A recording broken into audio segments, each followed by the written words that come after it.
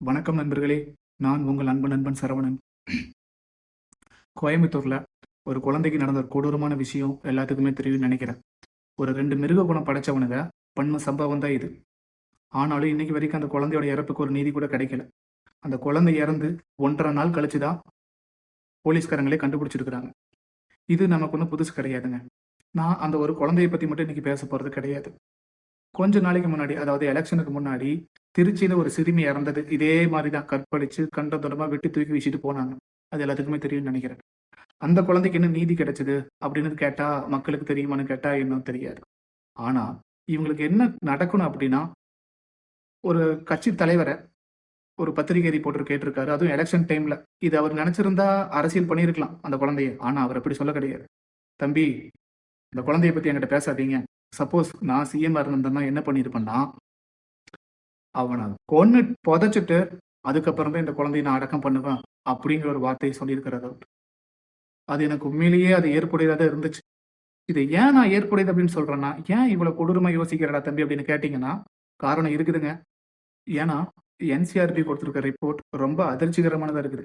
என்சிஆர்பினா national crime report bureau. இவங்க இந்தியால என்னென்ன பிரச்சனை நடக்குது, என்னென்ன கிரைம் நடக்குது அப்படிங்கிறத லீகலா நமக்கு வெளிப்படையா அறிவிப்பாங்க. அவங்க அறிவிச்ச அறிவிப்புல போன வருஷம், அதாவது 2025ல விபத்து மூலியமா இறந்தவங்க 2,00,000 பேருங்க.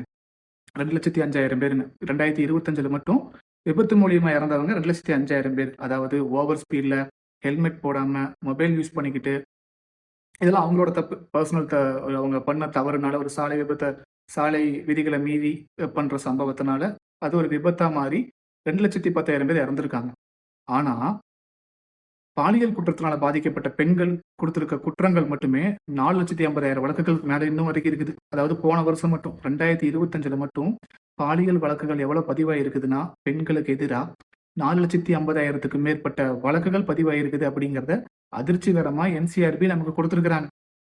அதுல குழந்தைங்க மட்டும் 1,82,000 குழந்தைங்க பாதிக்கப்பட்டிருக்காங்க பாலியல் தொந்தரவுனால. போக்சோ வழக்கு மட்டும் இந்தியால 72,000 வழக்குகள் பதிவாயிருக்குது 2025ல மட்டும். இதுல ஃபர்ஸ்ட் இடம் யூபி, செகண்ட் இடம் வெஸ்ட் பெங்கால். இவங்களெல்லாம் லிஸ்ட் போட்டுலாம் சொல்ல முடியாதுங்க. ஃபர்ஸ்ட், செகண்ட் ரேங்க் எல்லாம் கிடையாது. தமிழ்நாடு எத்தனையோ இடத்துல இருந்துட்டு போகுது. தமிழ்நாட்டுல மொத்தம் பதிவான வழக்குகள் குழந்தைகளுக்கு எதிரான வழக்குகள் எவ்வளவு பதிவாயிருக்குதுன்னா, 6,200 போக்சோ வழக்குகள் தமிழ்நாட்டுல மட்டும் பதிவாயிருக்குதுங்க. அதுதான் முதல்லயே சொன்னேன். நான் இந்த ஒரு குழந்தைக்காக மட்டும் பேச விரும்பல அப்படின்னு. ஏன்னா, தினமும் நம்ம பார்க்குற நியூஸ் பேப்பர்ல பார்க்குறப்ப கொலை, கொள்ளை, கற்பழிப்பு இந்த மாதிரியான சம்பவங்கள்ல நம்ம கடந்து போயிர்றோம். நெறைய பிரச்சனை இருக்கிறதுனால. ஆனா, இப்ப பெண்கள் எத்தன பிரச்சனைய சமாளிச்சுட்டு வர்றாங்க அப்படிங்கிறது தான் யாரும் சரியா கவனிக்க மாட்டேன்றாங்க. ஆனா, என்ன தைரியத்துல இந்திய அரசாங்கத்திட்ட கடுமையான தண்டனை இருந்தும், இந்திய அரசாங்கத்துக்கு தெரியாம இந்த தப்பு இந்த மாரி மிருகங்கள எப்படி பண்ணுதுன்னு பார்க்குறப்ப, ஃபர்ஸ்ட் விஷயமே சோசியல் மீடியா தாங்க. Facebook, Instagram, Twitter இந்த மாதிரியான சோசியல் மீடியாக்கள்ல பெண்களையும், குழந்தைகளையும் டார்கெட் பண்ணி ஒரு சில பேரு ஃபேக் ஐடி யூஸ் பண்ணி ஃபர்ஸ்ட் மெசேஜ் அனுப்புறது, ஸ்டாக் பண்றது, அதுக்கப்புறம் ஃப்ரெண்ட் மாரி ஆகி கடைசியில ஃப்ளர்ட் பண்றது, அதுக்கப்புறம் அத வச்சு உங்க அப்பா கிட்ட சொல்லிடுவேன், உங்க அம்மா கிட்ட சொல்லிடுவேன்னு சொல்லி பிளாக்மெயில் பண்ணி இந்த மாதிரியான குற்றங்கள பண்ணிக்கிட்டு இருக்காங்கன்னு நம்ம இன்டர்போல் சொல்லியிருக்கிறாங்க. இது பல வருஷத்துக்கு முன்னாடி நமக்கு பொள்ளாச்சி சம்பவத்திலேயே தெரியும்னு நெனைக்கிறேன். பொள்ளாச்சியில ஏற்பட்ட சம்பவம் இதுக்கு ஒரு உதாரணமா கூட இருக்கலாம். அடுத்து குழந்தைகளுக்கு குட் டச், பேட் டச் இந்த மாரி விழிப்புணர்வு இல்லாதது. அது இப்போ கான்வென்ட் ஸ்கூல்ல படிக்கிறவங்க, பிரைவேட் ஸ்கூல்ல படிக்கிறவங்களுக்கு செக்ஸ் எஜுகேஷன் அப்படிங்கிறது ஈஸியா கிடைச்சிருது. அவங்களுக்கு ஒரு கோர்ஸா இல்லாட்டியுமே ஒரு செக்ஷனாவது சொல்லிக் குடுத்துடுறாங்க. அதுவே இந்த மாரி கவர்மெண்ட் ஸ்கூலு, இந்த மாரி பேரண்ட்ஸ், அதாவது எஜுகேட்டட் இல்லாத பேரண்ட்ஸ் அவங்களோட குழந்தைகளுக்கு இன்னும் அந்த அளவுக்கு விழிப்புணர்வு கிடையாது. அவங்களுக்கு குட் டச், பேட் டச்னா என்னன்னு தெரியாது. யார் யார் எப்படிப்பட்டவங்கன்னு தெரியாது. அதனால அந்த குழந்தைகள இந்த மாரியான கிரைம்ஸ் ஈஸியா ஏமாத்திர்றாங்க. இதனால கூட அந்த குழந்தைக பாதிக்கப்படுறாங்க. இதனால கூட போக்சோ வழக்குகள் அதிகமா வருது அப்படின்னு காவல்துறை சொல்லியிருக்குது. அடுத்து பெண்கள் தயக்கப்படுறாங்க. அதாவது இப்ப ஏதாவது அவங்களுக்கு நடந்த தவற போலீஸ் ஸ்டேஷன்ல இன்ஃபார்ம் பண்றதுக்கும், கம்ப்ளைண்ட் பண்றதுக்கும், வெளிய சொல்றதுக்கும் ரொம்ப தயக்கப்படுறாங்க. ஏன்னா மானம் போயிரும், குடும்ப கௌரவம் போயிரும், 4 பேர் 4 விதமா பேசுவாங்க அப்படின்னு ரொம்ப ரொம்ப தயக்கப்படுறாங்க. அவங்களுக்கு நடந்த ஒரு தப்ப, அதாவது ஒரு கொடூரமான சம்பவத்த ஒருத்தன் பண்ணியிருக்கிறான். அந்த தப்ப போலீஸ் ஸ்டேஷன்ல கம்ப்ளைண்ட் பண்றதுக்கு மேக்ஸிமம் ஆஃப் த பெண்கள் ரொம்ப தயக்கப்படுறாங்க அப்படின்னு காவல்துறை சொல்லியிருக்குது.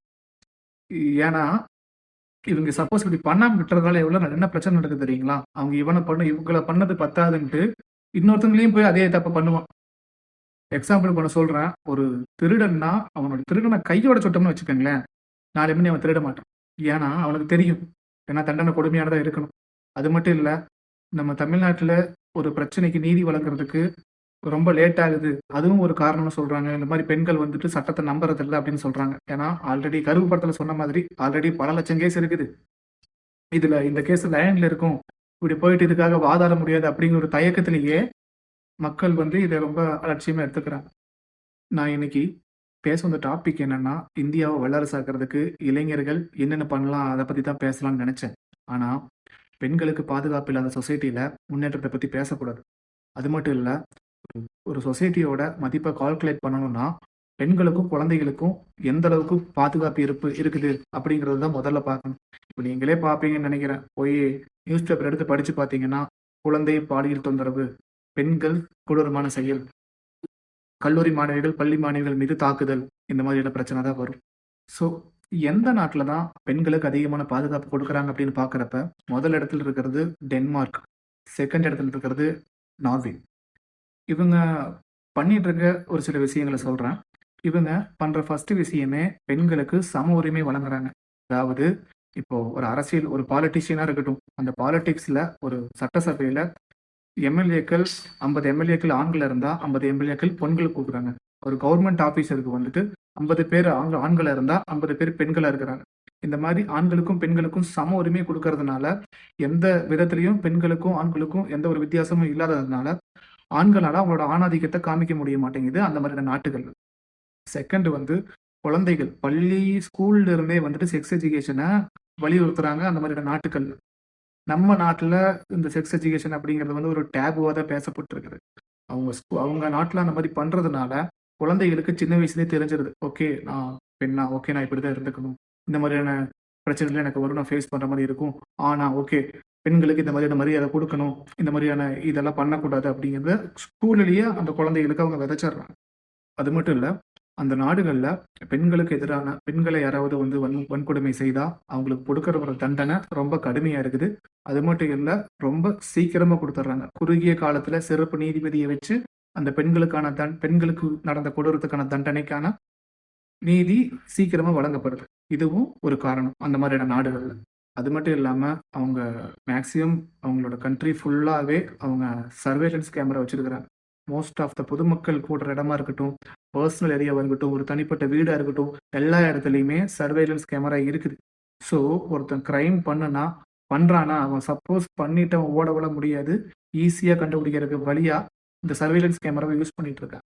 ஸோ இந்த மாதிரி நாடுகள் பண்ணுறது போலவே நம்ம இந்தியா இதை ஃபாலோ பண்ணுனா கண்டிப்பாக வருங்காலத்தில் இந்த பிரச்சனைகள்லாம் நமக்கு வராதுன்னு நினைக்கிறேன். இந்த வீடியோவை பார்த்த அனைவருக்கும் நன்றி, வணக்கம்.